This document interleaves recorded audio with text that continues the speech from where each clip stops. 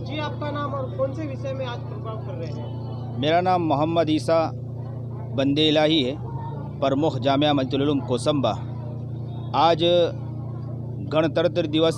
26 जनवरी का मौका है और ऐसे वक्त में मुझे खुशी है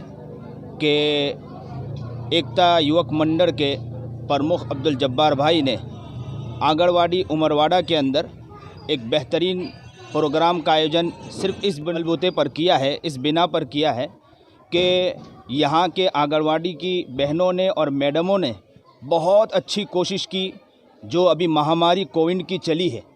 और जो अभी ये महामारी चली है कोरोना की, उस कोरोना के अंदर यहाँ की बहनों ने, यहाँ के मैडमों ने और यहाँ के अफरादों ने जो कोशिश की और घर जा जा कर लोगों को जो समझाया है, उस बिना पर अब्दुल जब्बार भाई प्रमुख ने एक बेहतरीन प्रोग्राम आयोजन किया इस 26 जनवरी के अंदर, जहाँ ये खुशी है कि हमें आज़ादी और आज़ादी के बाद जो हमें बंधारण के ऊपर जो खुशी मिली है, उस खुशी के बाद दूसरी खुशी जो इस कोरोना से बचाव के लिए इन लोगों ने जो मेहनती और कोशिशें की, ऐसे वक्त में प्रमुख अब्दुल जब्बार भाई एकता युवक